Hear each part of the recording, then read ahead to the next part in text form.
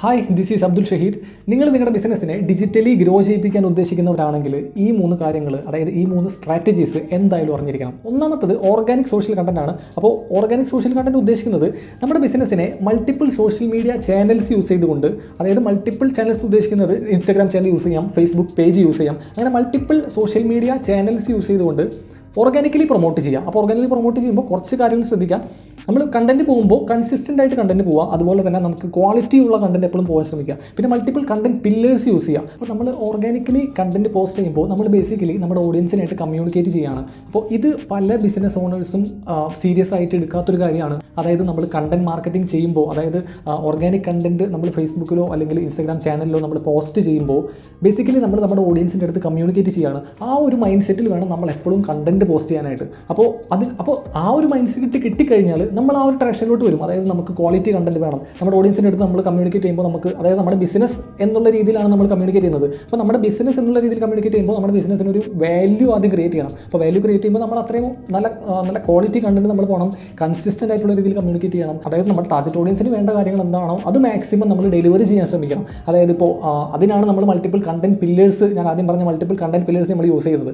അതായത് ഇപ്പോൾ നമുക്ക് കണ്ടന്റ് പില്ലേഴ്സിലോട്ട് വരുമ്പോൾ നമുക്ക് എന്ത് ചെയ്യാൻ പറ്റും? നമുക്ക് എഡ്യൂക്കേഷണൽ കണ്ടന്റ്സ് യൂസ് ചെയ്യാം. അതായത് നമ്മുടെ പ്രൊഡക്റ്റിനെ പറ്റിയോ അല്ലെങ്കിൽ നമ്മുടെ സർവീസിനെ പറ്റിയോ നമുക്ക് എഡ്യൂക്കേറ്റ് ചെയ്യാൻ പറ്റും, നമ്മുടെ ഓഡിയൻസിനെ എഡ്യൂക്കേറ്റ് ചെയ്യാൻ പറ്റും. അപ്പോൾ അവർക്ക് ചിലപ്പോൾ നമ്മുടെ പ്രൊഡക്റ്റിനെ പറ്റി അറിയില്ലായിരിക്കും. അപ്പോൾ നമ്മുടെ പ്രൊഡക്റ്റിൻ്റെ ഫീച്ചേഴ്സിനെ പറ്റി നമുക്ക് പറയാൻ പറ്റും. അതുപോലെ നമ്മുടെ പ്രൊഡക്റ്റ് ഉപയോഗിച്ചാൽ ഉണ്ടാകുന്ന ബെനിഫിറ്റുകളെ പറ്റി നമുക്ക് പറയാൻ പറ്റും. അതുപോലെ ഓഫേഴ്സും കാര്യങ്ങളും പറയാൻ പറ്റും. അപ്പോൾ ഇന്നത്തെ ഒരു മാർക്കറ്റ് നോക്കുകയാണെങ്കിൽ പല ബിസിനസ്സുകളും ഓർഗാനിക് മാർക്കറ്റിംഗ് ചെയ്യുന്നത്, അതായത് ഓർഗാനിക് കണ്ടന്റ് മാർക്കറ്റിംഗ് ചെയ്യുന്നത് ജസ്റ്റ് ഓഫേഴ്സ് യൂസ് ചെയ്തുകൊണ്ടാണ്. അതായത് ഞങ്ങളുടെ പ്രൊഡക്റ്റ് ഇത്രയും ഓഫേഴ്സിന് നിങ്ങൾക്ക് കിട്ടും, ഇത്രയും എണ്ണം വാങ്ങിച്ചു കഴിഞ്ഞാൽ ഇത്രയും ഓഫേഴ്സ് കിട്ടും. അപ്പോൾ അങ്ങനെ ഓഫേഴ്സ് മാത്രം യൂസ് ചെയ്തുകൊണ്ട്, അല്ലെങ്കിൽ ഒരു സീസണൽ ബേസിസിൽ, ഇപ്പോൾ ഈദ് വരുമ്പോഴോ അല്ലെങ്കിൽ ഓണം വരുമ്പോഴോ, അപ്പോൾ അങ്ങനെ ആ ഒരു സീസണൽ ബേസിസിൽ മാത്രം മാർക്കറ്റ് ചെയ്യുന്ന ഒരു പ്രക്രിയയാണ് ഇപ്പോൾ നിലവിൽ ഞാൻ ഇപ്പോൾ കണ്ടുകൊണ്ടിരിക്കുന്നത്. അപ്പോൾ അത് അല്ലാതെ നമുക്ക് നമ്മുടെ ടാർഗറ്റ് ഓഡിയൻസിൻ്റെ അടുത്ത് ഒരു കമ്മ്യൂണിക്കേറ്റ് ചെയ്യുകയാണ് എന്നുള്ള രീതിയിൽ നമ്മുടെ മൈൻഡ് സെറ്റ് ഷിഫ്റ്റിംഗ് നടത്തി കഴിഞ്ഞാൽ ആ ഒരു ഷിഫ്റ്റിംഗ് മാത്രം മതി. നമ്മുടെ ബാക്കിയെല്ലാം നമുക്ക് ആ ഒരു ട്രാക്ഷനിലോട്ട് നമ്മൾ വരും, ആ ഒരു ക്ലിയർ ട്രാക്ഷനിലോട്ട് നമ്മൾ അവിടെ എത്തും. ബേസിക്കലി നമ്മൾ ടാർഗറ്റ് ഓഡിയൻസിൻ്റെ അടുത്ത് നമ്മൾ കമ്മ്യൂണിക്കേറ്റ് ചെയ്യുകയാണ് എന്ന്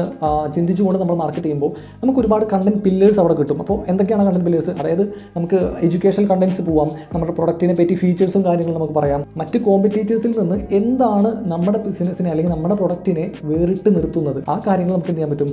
ഓർഗാനിക് കണ്ടന്റ് ത്രൂ നമുക്ക് കമ്മ്യൂണിക്കേറ്റ് ചെയ്യാൻ പറ്റും. രണ്ടാമത്തത് പെയ്ഡ് ആഡ്സ് ആണ്. അപ്പോൾ പെയ്ഡ് ആഡ്സ് എന്ന് പറയുമ്പോൾ ഏതൊരു ബിസിനസ്സും ഇനീഷ്യലി ഒരു വലിയൊരു ബഡ്ജറ്റ് കൊണ്ടുവന്ന് പെയ്ഡ് ആഡ്സിലോട്ട് ഇൻവെസ്റ്റ് ചെയ്യരുത്. അപ്പോൾ ഞാനത് ചെയ്യരുതെന്നുള്ള കാരണം പറഞ്ഞത്, ഏതൊരു ബിസിനസ്സിനും നമുക്ക് പെയ്ഡ് ആഡ്സ് റൺ ചെയ്യുമ്പോൾ നമുക്ക് ലൊക്കേഷൻ നോക്കണം, അവരുടെ ബഡ്ജറ്റ് എന്താണ് നോക്കണം, അതുപോലെ അതിൻ്റെ ഇൻഡസ്ട്രി എന്താണ് നോക്കണം, CPC നോക്കണം, CPA നോക്കണം, ഒരുപാട് കാര്യങ്ങൾ നമുക്ക് നോക്കാനുണ്ട്. അപ്പോൾ എല്ലാ ബിസിനസ്സും ഇത് ഒരേപോലെ വർക്കൗട്ട് ആവണമെന്നില്ല. അപ്പോൾ നമ്മുടെ കോമ്പറ്റീറ്റർ പെയ്ഡ് ആഡ്സ് റൺ ചെയ്ത് അവർക്ക് നല്ല റിസൾട്ട് കിട്ടുന്നുണ്ട് എന്ന് പറഞ്ഞാലും നമ്മുടെ ബിസിനസ്സിന് അല്ലെങ്കിൽ നമ്മുടെ ഒരു പ്രൊഡക്റ്റ് നീഷിന് ചിലപ്പോൾ അത് ട്രാക്ഷൻ കിട്ടണമെന്നില്ല. അപ്പോൾ ഇവിടെ ചെയ്യേണ്ട ഒരു കാര്യം എന്താണെന്ന് വെച്ച് കഴിഞ്ഞാൽ, പെയ്ഡ് ആഡ്സിലോട്ട് വരുന്ന ഏതൊരു ബിസിനസ്സും മൾട്ടിപ്പിൾ പ്ലാറ്റ്ഫോം ആദ്യം സെലക്ട് ചെയ്യുക. അതായത് ഇപ്പോൾ Google ads, Meta ads, LinkedIn ads, അങ്ങനെ മൾട്ടിപ്പിൾ പ്ലാറ്റ്ഫോം സെലക്ട് ചെയ്തുകൊണ്ട് മൾട്ടിപ്പിൾ പ്ലാറ്റ്ഫോമിലോട്ട് ഒരു ബഡ്ജറ്റിനെ ബ്രേക്ക് ഡൗൺ ചെയ്തുകൊണ്ട് യൂസ് ചെയ്യാം. അതായത് അലോക്കേറ്റ് ചെയ്യാം.